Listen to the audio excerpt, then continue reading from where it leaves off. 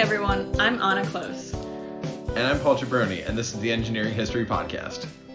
If you want to hear about where engineering and history collide, then you're at the right show. Today, we will be going over animals in space!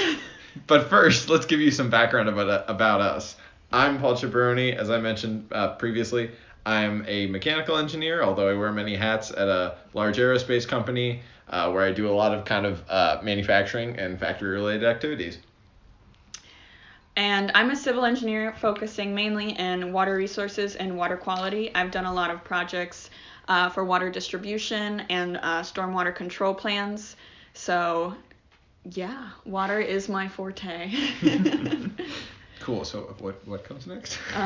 Yes. Our alcohol for today's podcast is a 2021 Sauvignon Blanc Oyster Bay from New Zealand.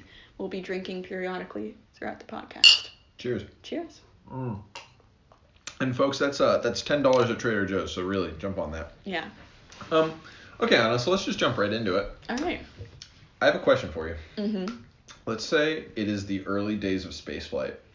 We're talking around the 1940s. Mm-hmm. The U.S. government just co-opted a bunch of Nazi rocket scientists through Operation Paperclip at the end of the war. Mm-hmm. And now they're thinking, no sense letting some, perfectly good rocket scientists who have had weird backgrounds, and we won't think too hard about that or ever acknowledge that again. We're not going to let those guys go to waste. So they're like, why don't we just start a space program for kicks? Let's say, this would be crazy because you're a woman, but let's say they put you in charge of this program. Obviously, just because at the time it would have been not like, obviously women, okay. Dig yourself deeper, no, yeah. man.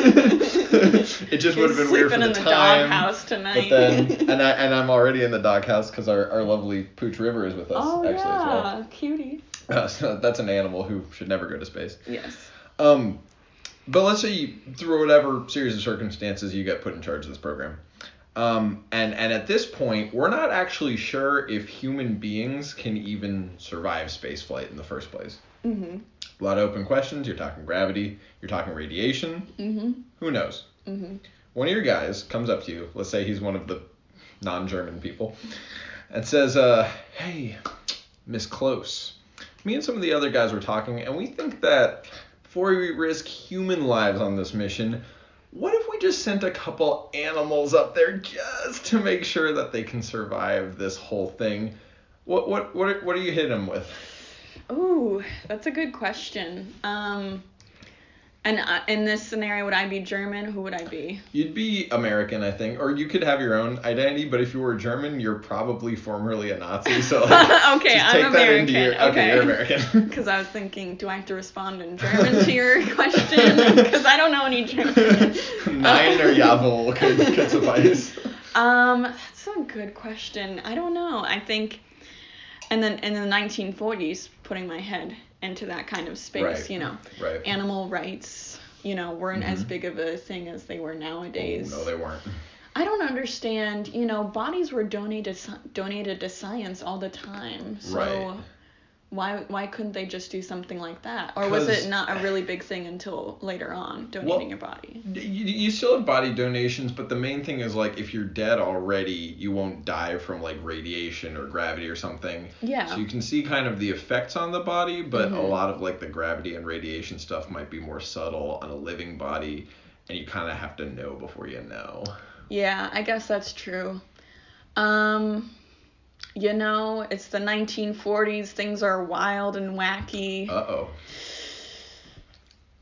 Throw the dog in space. Throw the dog in space. I like it. No. I like it. No, I feel so just bad. Just slingshot it. It's not even launch the dog onto a rocket. We just love throwing dogs into the air and seeing what happens. Into the air. You know what? Just don't even give them a spacesuit. Well, it's funny you say that because turns out 7 national space programs agree with you. Wow. That would be the United States, the Soviet Union, France, Argentina, China, Japan, and Iran have all sent animals to space. I feel like we're going to be canceled on our first episode. For immediately shooting a dog into space with a slingshot. We're not even doing it. We're just saying. I mean, we've obviously said that if we could do it, then it sounds like you were really happy to get rid of the safety stuff. No, I think, there should be like a list of things to maybe do before throwing a living creature into space. I love your backtracking. Yeah. And I love Don't your cancel me, Twitter. shovel, just digging a deeper hole. Yeah. That's a great I think it's a reasonable way of thinking about it. Mm-hmm. And I also think that it would be very in line with the times, as we're going to hear. Mm-hmm. Let me ask you another question. Mm. And this is going to kind of intentionally be a rabbit hole. Okay. What year do you think the first animals were used in aeronautical exploration? You kind of craft me a story, okay? So, like, what animal was it? Who did it? And what did they do with this animal? What animal was it? Yeah. Wasn't it a dog or something that first went into space? That is the popular idea. That's what most people think. And that's what I thought before I was researching this. Oh, was it a monkey, actually? Monkeys were also used. That's also incorrect. Okay. Actually, I think I wrote this wrong. It was actually 3 animals at once, so it's 3 separate animals. Okay. So just know that. But no, we'll get to the dog. The dog's kind of maybe the climax of our story. I just want a dog in space, man. Oh, you'll get a dog. You'll get more dogs in space than you bargained for. That's a little spoiler for you. Okay, so the first question, what animal was it? I would say a dog. I know that's wrong now, Sure. but the second question. Who did it? I want to say Russia. Okay, and how did they use this animal? Just for like space stuff. For space stuff. What kind of space stuff? Put it in orbit, like zero gravity or something. Like, didn't they? Like, they didn't. I could have sworn I read something where they put a dog in like orbit around the Earth. That would be crazy to do that. Yeah. And what year do you think that would have happened? The very first animal ever used in any aeronautical exploration. Mid to late 60s? Mid to late 60s. Yeah. Great guesses on all fronts. Mm-hmm. Every single one is wrong. Wow. But it's a great, and it kind of hints and foreshadows at what we're getting to, which will be the climax of our story. 1819, that's when they put a dog in space. Actually, earlier than that. Not space, obviously. But the first exploration. It really should be experiment. I wrote exploration, and then I can't say that word for some reason. Okay. 1753 is the year. You're kidding. The Who is the, and I'll butcher this, they're French, Montgolfier brothers. Enjoying the Sauvignon Blanc. Yeah. These guys are pretty interesting. Ran into these guys in the research. They seem kind of like French kind of gentleman scientist types, They probably have some kind of estate that they're working off of, and they just kind of do science experiments all day. That's kind of the vibe I'm getting. Ooh. Again, 1753, that kind of thing exists, probably state-sponsored. These guys could honestly have their own podcast episode. What I thought was kind of interesting, okay, so you know how there's this, like, stereotype with, like, startup founders where, like, you have, like, Steve Jobs and Steve Wozniak, where one's, like, the techie one and one's, like, the sales guy? Yeah. That exact dynamic is taking place here. Let me check the names. You have Joseph Montgolfier. He's like the Steve Wozniak or like maybe the Paul Allen from Microsoft, He's like kind of the techier guy. They're both technical. But the other guy he's kind of the sales guy, but he's more kind of like a titan of industry, maybe like a Rockefeller kind of guy. Interesting. His name is Etienne. Pretty funny. Just I thought how history kind of rhymes, You got Jobs and Wozniak, and then you have the Montgolfier brothers. Mm-hmm. Yeah. So we have kind of an interesting story here. So basically, they invent a bunch of stuff back in the day. They invented a process to make transparent paper in the 1750s. Whoa. That's crazy. I didn't even know they had that, but they did. It's just air. They just fell. Here's your invisible paper. It's lightweight. You can't even feel it. You can't even feel it. And it's like it's nothing. It's You know what that reminds me of? I saw a meme one time that was like, one day Kanye is gonna release just like an album with no music and tell the fans to like imagine the music, and the fans are gonna be like, I hear it. That's like the 1750s kind of version of that. Oh God. Kanye West of their time. You know, Kanye West, I've always contended is more like is like them of their time, but also like, kind of like a Dali kind of figure, I think, you know, just like a weird out there kind of guy. Yeah. Okay. And kind of to tangent off a tangent, at my last job, so I mentioned before that I'm in manufacturing now. Before I used to work on satellites, and as like a primary mechanical engineer, and I was always trying to sell the brass, the big dogs, the business type folks, on doing like sort of custom celebrity satellites. So I had this idea called Kanye Sat, where we would, I don't know how we were gonna do this, but we would somehow get in contact with Kanye West and like basically be like, you can get whatever kind of satellite you want. So we'll make you like a golden record if you want that. We'll make you like a radio that plays your music around the earth or something. Just, yeah. I feel like Kanye would ask for something really weird and impractical, but then that would be an engineering challenge. That'd be fun. Plus, dude's like a billionaire, so he would probably pay top dollar. I would work on that. I don't even know what I would do, but I would work on that. We'd probably need a water person. I'm sure Kanye would have. He's like, I want a fountain in space, you know? Or he'd just be like, give me a bottle of water. I'm thirsty. Yeah. Okay. What if it's like a satellite that shoots him a bottle of water every time he's thirsty, you know? But if he's at the wrong location, it's just like 150 miles. I know, and it just like destroys like Siberia or something. Yeah. Just a small meteor of bottled water. He just texts the engineers and he's like, I need you to find God. You just destroyed an entire country. Yeah. Anyway, sorry, I'm pulling this back up. So they made the transparent paper process. They also invented a self-acting hydraulic ram, which I had to look that up. It's like a water pump kind of. Oh. Thought you might be kind of interested for water reasons. Yeah. You mentioned in the intro, I think, that you're a water-based person. What? As like a water-based human. I am water. You are? Like 70%? Yeah. Anyway, all that's really kind of interesting backstory, but the most relevant to this story is they invented what we would consider like the first modern hot air balloon that like you would travel in, right? Which was also the first human flight of any kind. So pre-planes, hot air balloons came first. It was these guys. Makes sense. Right.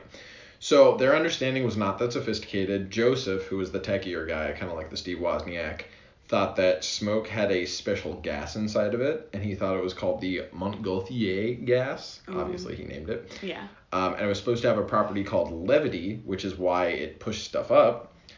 None of that's true. But it is true that hot air lets hot air balloons rise anyway, so it still worked. What if instead of like the Montgolfier, the gas, he was just like, it's just the Fred gas. That would be funny, considering he was from France. Yeah, we're just gonna name it Fred. But let's go multicultural. What if it was the Ali gas or something, you know?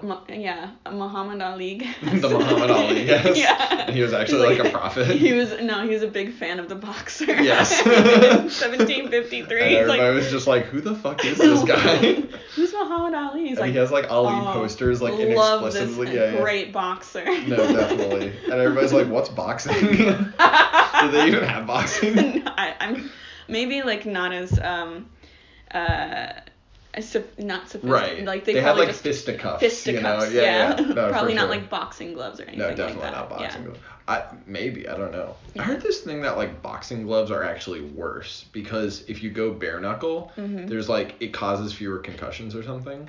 Interesting. Well, boxing gloves have weight to them. Like there's like 12 ounces and then 10 ounces. 10 ounces is supposedly like professional and 12 ounces is amateur. Okay. Well, I would definitely be like 14 ounces then. 233 ounces. Yes.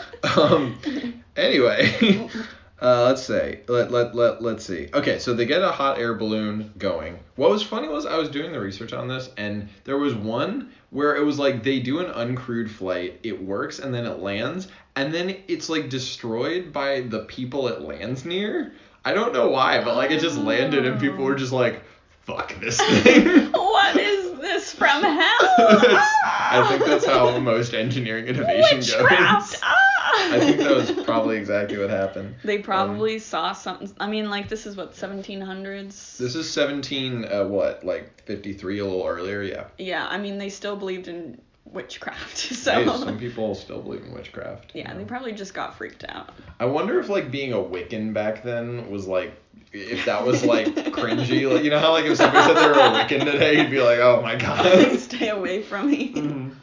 But I guess try and think of it from their perspective. Like, Right. they've never seen anything in the air Sure. except for birds. And then all of Definitely. a sudden, this thing, this Sure. engineering marvel. But you could lands. counter that with, like, let's say a UFO landed today. Yeah. I wouldn't instantly just be like, Set start it on fucking Well, destroying this thing. I mean, the U.S. Army would Look, hey, you're right. disagree. I heard this whole theory that like the peaceful civilizations are the ones that are gonna survive because like ideas are the one resource in the universe that is like totally you can always have more ideas, whereas you could like run out of oil. So That's therefore interesting. aliens would not try to kill us. They would want us alive so that we could give them more ideas. That's interesting. Because like they wouldn't harvest Earth because they could harvest a million other planets. Yeah. But they couldn't harvest a million other ideas. I'd say shoot it out of the sky. Just It's a bam. space alien. Get it It's out of like here. Doctor Strangelove, if you've ever seen that movie. I don't think I have. It's an Oh, early no, I Kubrick. have. You have, Yeah, where he's yeah, riding yeah. the nuke. Yeah. Spoilers, I guess. Mm-hmm. Anyway, so hot air balloon works. Mm-hmm. They're having a great time, and so Etienne needs to go to Paris to start telling people like, hey, guess what? This shit's real. It's Mm-hmm. happening, and it's gonna be in your neighborhood soon. Eventually, who does he start talking to? King Louis XVI. I was gonna say it's probably a king. Probably a king, A and king, one the of the king. many There was kings. one in France at the time. And There is actually 2.5. 2.5. Well, actually, wasn't there a whole thing of like his wife was supposed to be like Marie Antoinette was supposed to be like pulling his strings or something. Oh, I don't know. So that'd be like 2.5 kings or 1.5. But that wasn't real, I didn't think. I think that was just rumored. Instead of 2.5 men, it's 2.5 kings, and it's just about Marie Antoinette. That'd be a great sitcom. Yeah. I Anyways. don't want to tangent us again. Yeah. There was a sitcom, I think it came out in like the 70s or 80s, called The Hitlers. Oh. And I'm sorry that Nazi Germany is being brought up again. God damn it. It's been like, what, 17 minutes? Actually, probably post-edit, it's been different. But it was like basically, what if Hitler was just a random guy living in a neighborhood, and like all the World War II politicians are all like his neighbors, and it's all like suburban politics, and he like goes over to like dinner at whoever the prime minister, who was the guy who didn't take Hitler seriously, and then I think his name starts with a C. C. I don't actually It's like in know. the 30s, I right? was You know what thinking I'm the talking about? Chancellor. Never mind. It's not Chancellor. It's not. I It was don't. actually Chancellor Palpatine. No, I don't. It's on the tip of my tongue, but I can't remember. I want to say like Neville Chamberlain. Is that real? Is that a person? I don't know. I feel like should I look at it's probably not worth looking up, but anyway. This guy. Yes, this guy. Anyway, he goes over to his house for dinner, and it's like that was the one episode that got aired, and then the show was immediately canceled. I wonder why. I wonder why. Anyway, he goes to Louis XVI, and Louis XVI says, hey, do you want to do a human flight of your hot air balloon? He's like, fuck yeah, I do. And then Louis XVI is like, great, because I have 2 convicted criminals that the realm doesn't need anymore. So just put them on this shit and let's fucking They're not rip. human, so it doesn't matter. It's like, it's not, who cares? They stole a loaf of bread to feed I'm their sure their that's- starving yes. family. It's like Javert or whatever. I condemn I've them not to death. seen Les Mis, by the way. Great movie. Oh. Great, just all around great. I have listened to the soundtrack, which I feel like should give me spoilers, but I don't remember most of the things. It's, I would Yeah. recommend that. Yeah. So Louis XVI is all for throwing these guys on the hot air balloon, grabbing Sweet. some popcorn, and just seeing what happens. The Montgolfier brothers decided, hey, let's send up, instead of doing that, let's send up the first animals used in aeronautical testing ever, which were 3 animals, a sheep, a duck, and a rooster.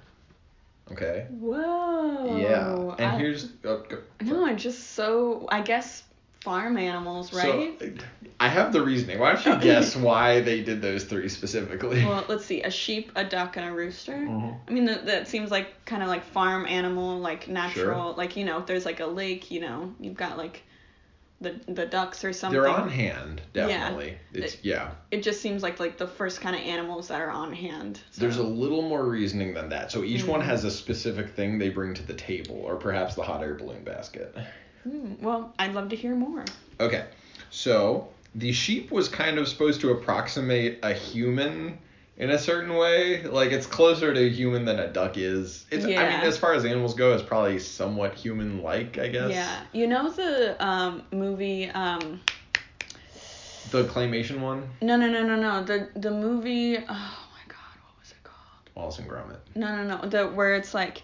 a witch floats. Guess what else Monty floats? Python. Monty Python. Great one. Yeah. Yes. I don't know why. Anytime I think of ducks, I think of Monty Python. Well, that's kind of crazy because witches fly.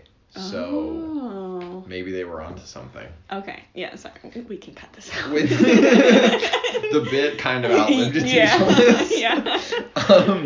So anyway, the sheep was supposed to kind of approximate human physiology. The duck was supposed to... Okay, so I have 3 question marks next to this.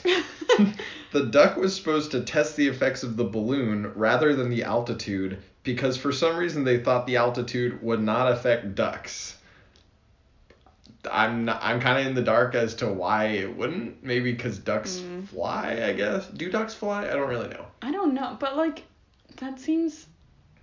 Well, how high was the balloon? Was the balloon like hovering, or was it getting No, it was pretty... like up a decent amount. Like so it was getting up high. I mean, I think it was up fairly high. Like I don't know offhand, but the original idea behind it was that Joseph came up with this whole idea, and the idea was like you would do an aerial assault like on like a castle or something, so you would go above and kind of paratroop down. Yeah. Obviously that never really happened, but as far as I know, maybe it did, but that was at least the conception. My impression reading all this was that they got up fairly high. Okay. I don't know. That seems... man, people used to think, like, sperm had little men on the very end of it. That's so... true. That's a fact. And also, masturbation makes your palms hairy. Yeah. Which is why my palms are just so disgustingly hairy. They look like River's Mine paws. too. Sometimes we like do a high five and it like gets stuck because our bristles kind of. Anyway, that's the duck, and then the rooster was supposed to test the effects of altitude because roosters don't typically go at high altitudes. I guess that's kind of the counter to the duck. Oh, okay. So ducks do go at a high altitude. They must. I mean, that's the only way I could see that making sense. Yeah. Okay, that's interesting. I mean, I guess it's better than, condemning 2 men to potentially dying a horrible fate, but... It's probably... And that's kind of the through line of this whole thing, is like, is it better to do this on animals than convicts? Yeah. And convicts, nowadays we think of convicts as human. They didn't necessarily... think of convicts as human. Yeah, or at least not having full rights. Oh, you want to feed your family? Well, fuck you Too then. bad. You were born in poverty? Die. Sucks to be you. Sucks to be you. Sorry, were you going to say something? No, I guess in the 1750s, animal rights activists weren't like a big Weren't a huge thing. Yeah. No, I didn't read anything about anybody having the slightest problem with this. You mean PETA wasn't around in 1750? I don't think so. PETA, if I had to guess, came around during like the 60s, like Summer of Love kind of thing. Yeah. That feels like probably came out of that. Yeah, but how did the experiment go? It's crazy you ask. The whole thing, smashing success. Smashing. Animals not only lived, but thrived. Eventually, the brothers went on to do human flights. Etienne was the first person to ever fly. Whoa. That or Joseph, one of the two. Tested on themselves. Very, very nice of them. Yeah. They got super successful. Did coke off strippers' tits. All the works. They did great.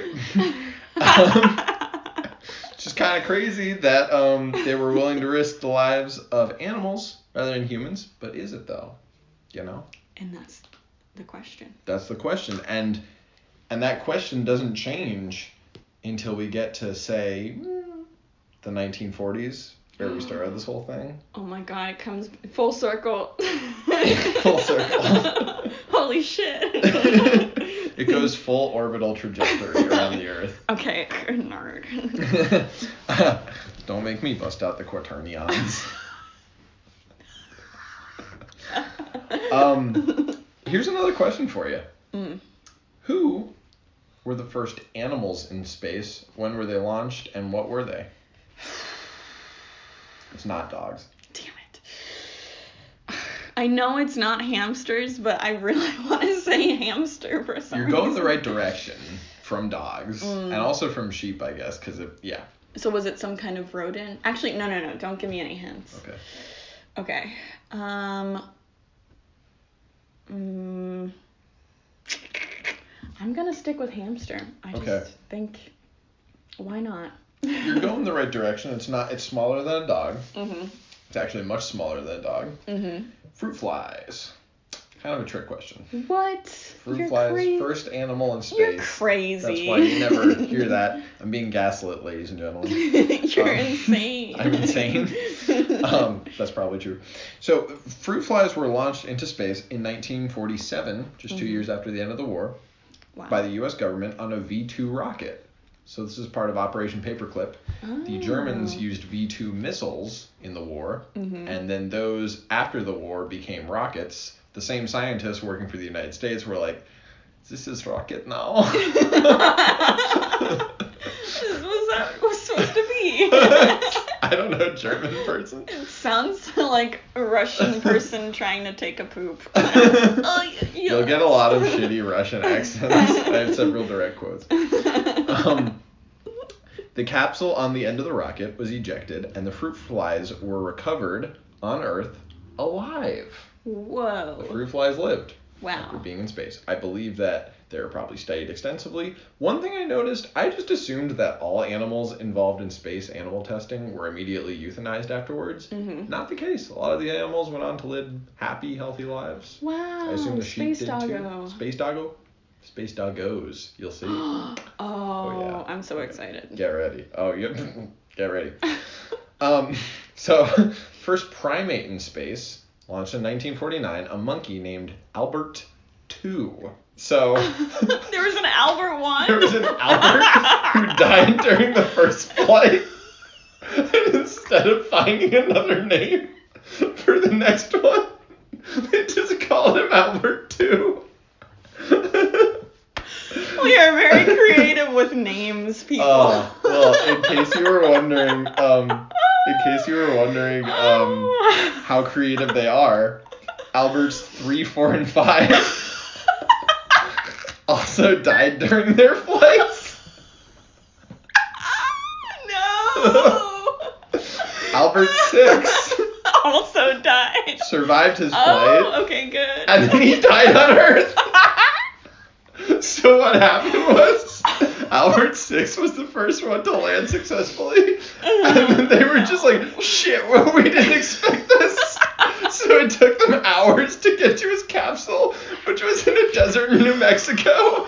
And he died in the hot sun. Oh my god. Yeah. It's horrible. So, and Albert 7 led a very happy life. He's married with 2 kids. Couldn't read past Albert 6. I was like, this is too tragic.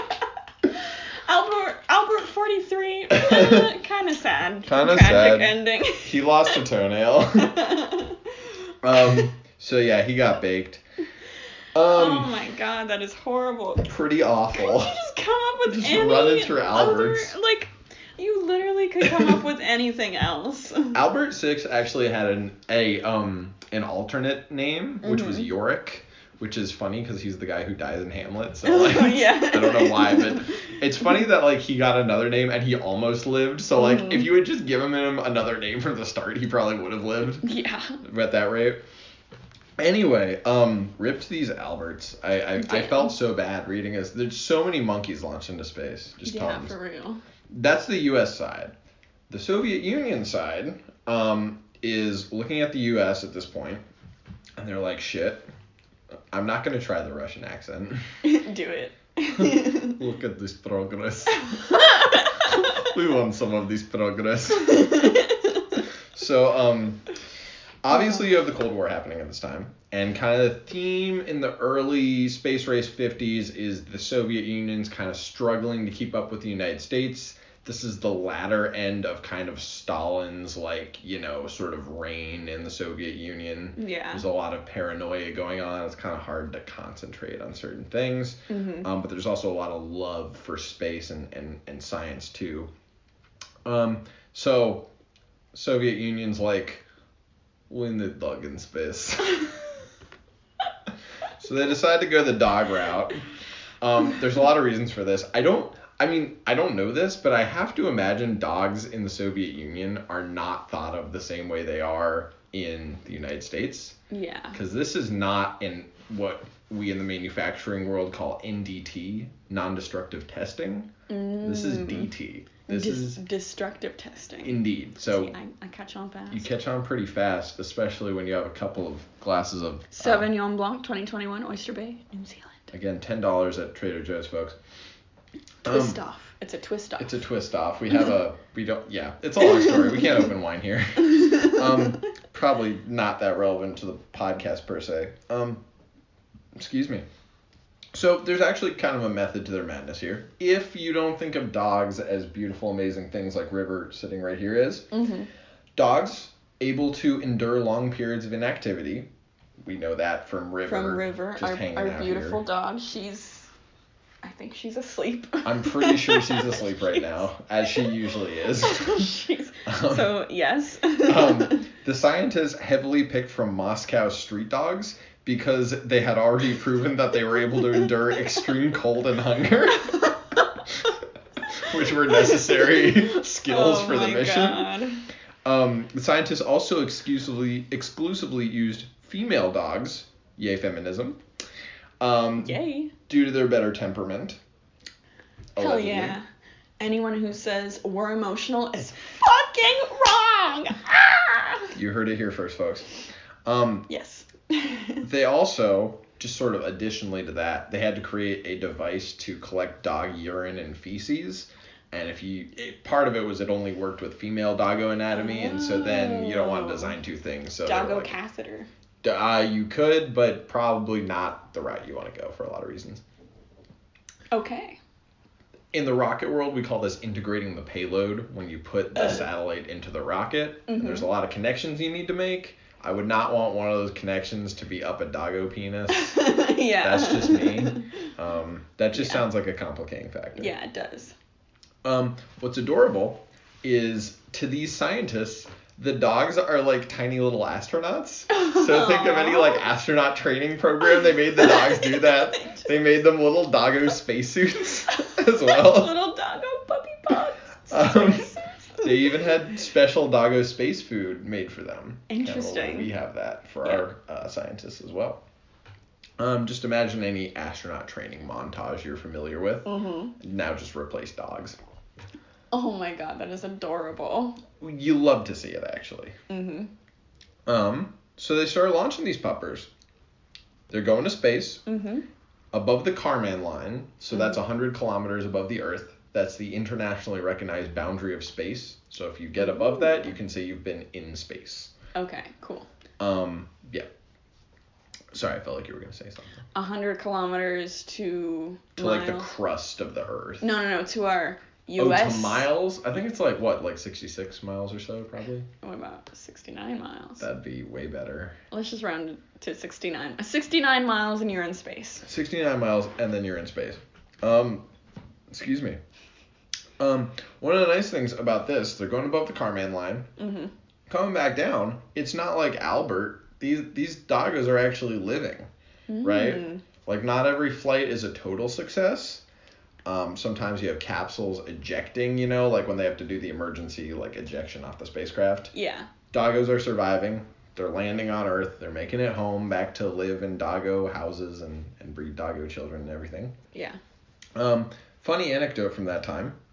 There's a dog named Bobik. Bobik? I guess it's a Russian doggo name. who has gone through all the training, has her little doggo spacesuit and everything.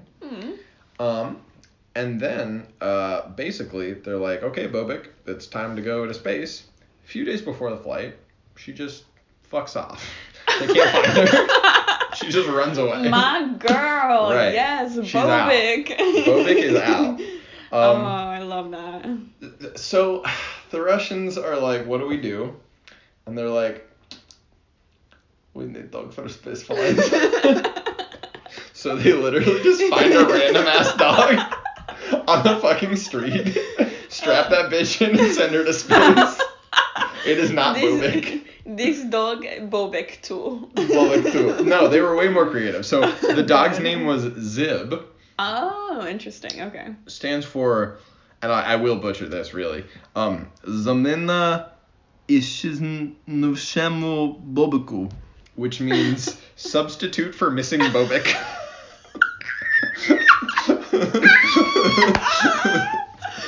Oh my god. So I guess they're not that creative. No, they saw what the US was doing. We're like, we'll do it the same, we'll basically. Do it 1% better, I guess. They're at Atomic Atom. Yeah, I like Zib a little bit over Bobek too. Yes. But not by much. Not by much. They tried and they just didn't get there. Just replaced. I know. Bobek. I know. It's nuts. Get your shit together. I don't think I ever found Bobek. I think Bobek's out. She is like chilling. She's like, yeah. She's like talking with her other dog friends. Like, you'll never believe what the fuck just happened. These crazy ass guys. And they're like, think fuck they're off. Gonna punt me to space? Yeah. Bitch, please. The other dogs are just like, we don't believe you. You've been on crack for a long time, Bobek, and we keep telling you to get help. And she just like pulls out her like little doggo space uniform. She's like, right. Where'd I get this? And it's they're like, oh, well, it's kind of undeniable. Okay, I mean, okay, all right. And then they read the doggo newspaper, and then Zib shows up, and she's like, see, replacement for Bobek. I'm Bobek, bitch. I'm Bobek. But Zib now has like accolades, and Zib's like, I don't acknowledge, you had your chance, you know? Yeah. So. And Bobek's like 90 years old, like just like smoking, like drinking some a like doggo cigarette. Yeah, like that could have been me. Yeah. Like talking to her little grandpup. He's like, kid, I could have been a space doggo. It's like I could have gone pro, you know, when he hadn't gone out or something. Yeah. I wonder if Bobek regrets it. I don't think Bobek had any consciousness of what was going on. That makes me wonder if we're about to be loaded into some alien, you know what I mean? Yeah. Like some higher consciousness is about to do some experiment on us. Hell yeah, up the butt. Hopefully. one can only hope. Anyway, so this puts us around 1957. One interesting thing to note here, we mentioned the Kármán line before. Mm-hmm. That's probably about 100 kilometers, as we mentioned, or 69 miles. None of these are actually orbiting Earth, right? So when you go into space, like the International Space Station or whatever, any satellite or whatever is like actually orbiting the Earth, and it's like there for a while. Mm-hmm. They're just going to space. They don't have the velocity of space, stay in space, so they just come back. That's fine until 1957. But what happens in 1957? The Soviet Union launches Sputnik 1. Mm-hmm. So that's the first satellite to ever reach orbit. Mm-hmm. Gigantic shock to the United States because, as we mentioned before, the Soviet Union was kind of in catch-up mode. They were just looking for that damn dog the whole time. They were like, spent millions Bobek. of dollars. All their R&D. Into finding Bobek. And they didn't even find Bobek. So. Just a little bit, thank you. Yeah, I was going to get myself more, but then I realized I still had a full glass. Yeah. And now I got some on my laptop. Oh no. Okay, so they get a satellite into orbit, and then Soviet Union's pumped. They launch this thing in like October 1957. Mm-hmm. Great time to be alive.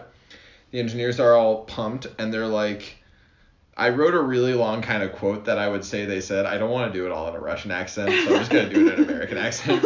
They were like, wow, if we combine our Sputnik tech with our doggo tech, we can have a satellite ready by December that will launch and land a doggo from space. Let me try that. Can I see that By all quote? means. Well, let me scroll down so you don't get any spoilers. Okay. Okay, so it's going to be the very bottom line. Okay, so let me see that. I don't know how to. Right. Yeah. Wow. If we combine our Sputnik tech with our doggo tech. This is so much worse than mine. We can have satellite ready by December that will launch and land a doggo. That's horrible. Yeah, that was just awful. you try it. You try it. It's not Okay, so easy. You ready? Wow. If we combine Sputnik tech with doggo tech, we have satellite ready by December that launch and land doggo. Where's the Oscar? I don't know, man. The Academy is just ignoring your pure talent for Clearly. doing Russian accents. I could be the next Leo, but specifically for Russian accents. Yeah. Accents. Putin wants to know your location. He does, and not for that reason. So that's a great plan. There's just one issue with it. Mm-hmm. His name is Nikita Khrushchev. Okay.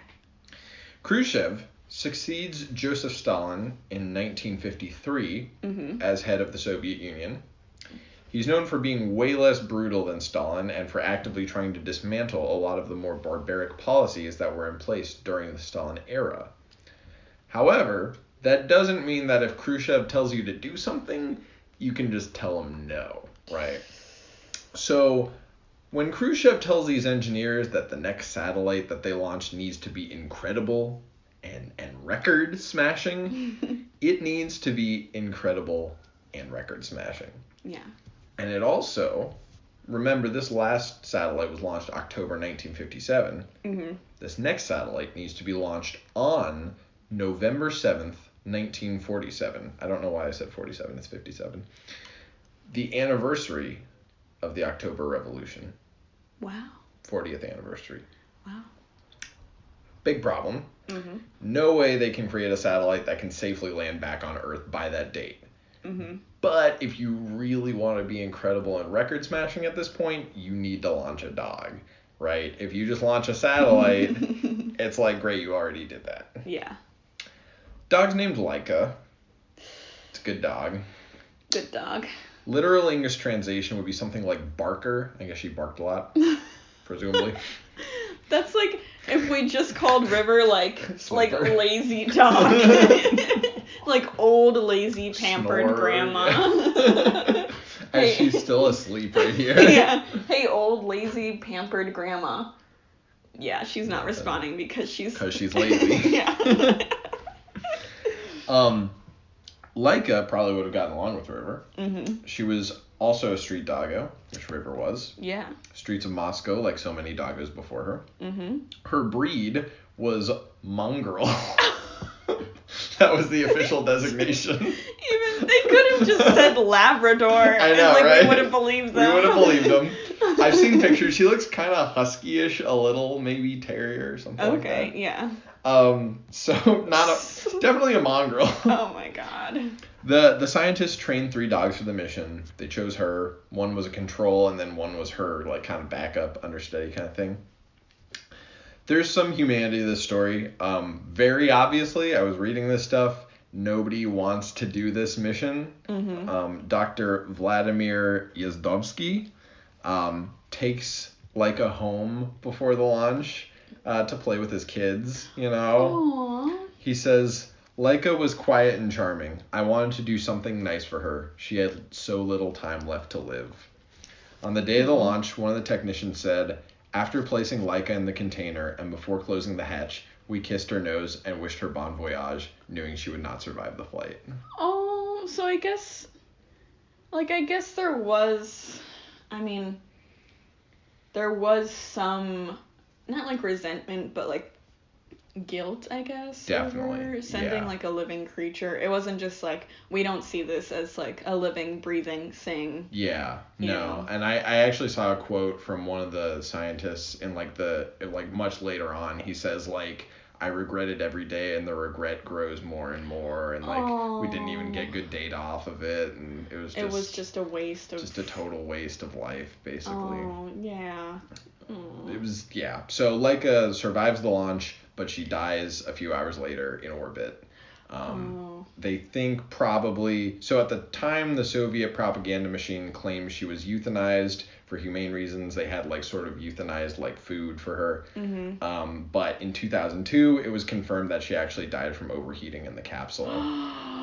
No. Very sad stuff. Oh, God. She survived like 3 orbits, and then on the 4th it overheated. It overheated. They had this like shitty fan in the thing. It wasn't something they get it from was like Best Target. Buy. Yeah. It was like pure capitalism. Oh my gosh. Not really, obviously, because it was the Soviet Union. That's horrible.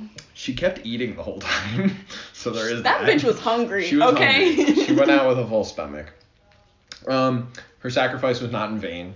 Her launch sparked debate, at least in the Western world. In the Soviet Union, it was kind of like, okay, we were told to do that, and we're still living 4 years post-Stalin, so we're not even doing free thinking at this point. Yeah. So we can't analyze this. But US, UK sparks a whole conversation about the ethics of animal testing.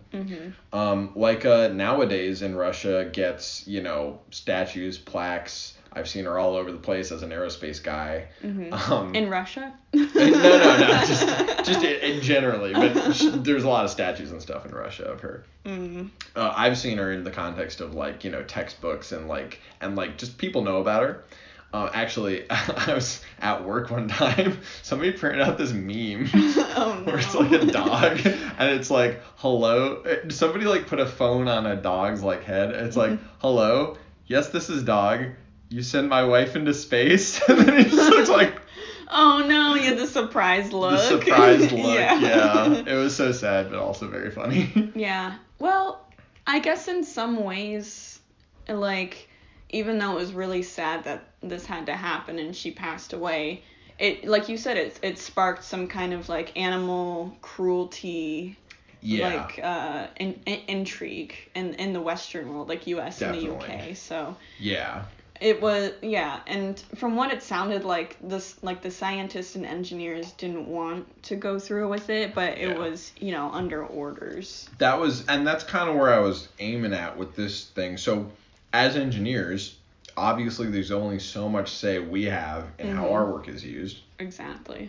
Everyone has their own line they won't cross. I'm sure if there was a human in the capsule, it would have been very different. Yeah. The Soviet Union, the 50s, wasn't the place to stick out with moral objections. But I do think it's useful to study the situation and think about what we would or wouldn't be willing to work on. Yeah. I mean, if I were to put myself in the Soviet Union in the 50s, yeah, I agree. It would be very hard to kind of, like what you said, stick up for moral obligations because, I mean, you don't know what's going to, Maybe this guy snaps and he's not really the reformer you think he is, and you're sent to the gulags or something, Yeah, and also you have I don't know if all engineers or scientists had families, but they did have loved ones and friends that they're getting pulled into that for sure. Yeah, but I feel like nowadays there's more, there's still animal testing out there, but there's a lot of products that do animal cruelty free kind of stuff like that. So I personally nowadays I feel like there are better options, especially since the technology has gotten a little bit better since 1950s, but putting yourself in that situation, it would be hard to find another alternative that didn't either put you in danger of either losing your job or putting your family and loved ones in harm's way. Yeah. No, it's hard. I mean, it's the exact thing of I'm sure it's what North Korean aerospace engineers have to face when it's Kim Jong-un is make me the nuke, or your family gets wiped out, it's at that point you don't really have much of a choice. Yeah, I mean, even nowadays actually, the Elizabeth Holmes case, she ruled that company with an iron fist, no, for sure. And if you spoke up, you were fired on spot, and a lot of people that, the 2 people who came out and were whistleblowers were young recent graduates who like didn't have a lot of money to their name and they were being sued and stuff like that. So it's scary being and that can, like, young. destroy your career, you know. Exactly. If you're on the wrong side of that. Yeah, imagine being in your mid to late 20s and your career is destroyed because you tried to do the right thing. I know. Wasn't one of them like his grandfather was like one of the investors or something? Yeah. And God, imagine that. Yeah, but I don't know. I think at the end of the day, I feel bad for the dog, obviously, that passed away, but the scientists who kind of like felt guilt over that. I know, yeah. And apparently, I mean, I don't know how many are still alive, but a lot of these quotes I was reading, like, these are old guys at this point, and they're like, I think about it all the time, and like stuff like that, you know. But in some ways, it kind of paved the way for, you know, not necessarily PETA, but like, you know, like animal rights activists. Yeah. No, as you know, I interviewed at a place that was like doing like, you know, trying to improve animal rights like standards and stuff. And like, I don't know, like there's just so much thought about just like not only that we're not harming the animals, but that we're like giving them the like I don't know, like making them comfortable and even like happy in a certain way, you know? Yeah. Which is something that feed the grapes to the monkey. Feed the grapes to the monkey, yeah, exactly. And like the monkey deserves grapes. They're not naming all of them Albert and like blowing them up, you know? Yeah.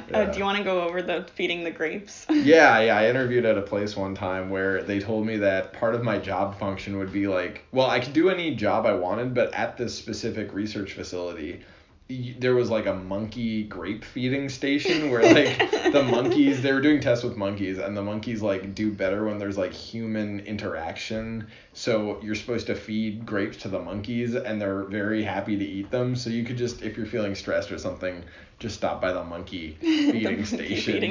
And you can just feed them grapes all day. Yeah. But I guarantee Laika was never fed grape. Actually, you're not supposed to feed grapes to a dog, right? I thought it was, yeah, I think it's maybe, I don't know. I think you told me, maybe not. I think grapes are some, do you mind if I look that up? Sure, because we were eating Trader Joe's assorted fruit, and I remember there was grapes in there, and I was going to give some to River, and then I think you told me do not give River the grapes because, you know, either way, I don't even know if they had grapes in the Soviet Union. I feel like they were eating like cold, you know, like borscht or something. Snow. My dinner for tonight. Yeah, like grapes and raisins are bad. They're very toxic and oh my god, can cause kidney failure. Oh, what boy. the fuck? Yeah. Well, guess good thing that they weren't grapes giving are not grapes good. to Laika. Maybe they could have given Laika, you know, some bone or something. I don't know. Actually, you know, at this point, they were probably all still just trying to feed their families. So. Yeah. What did Laika stand for? Barker. Oh, that's right. Yeah. That's right. You said. Yeah. No, the only acronym one was was replacement for Baiko or whatever his name was. Bork. Yeah. Bork. Replacement for Bork. Anyway, that's pretty much the story. That's what I brought to the table today. Yeah. I hope you enjoyed is probably a weird word, but it's kind of a weird inaugural episode. Yeah, and in 2 weeks, I will be not coming up, but bringing to the table my own engineering topic and asking you questions about kind of, not necessarily the ethics, but just in general, kind of what you think. And yeah, we'll see you guys in 2 weeks. I'm looking forward to that, and thanks for joining us. All right. Have a good day. Bye.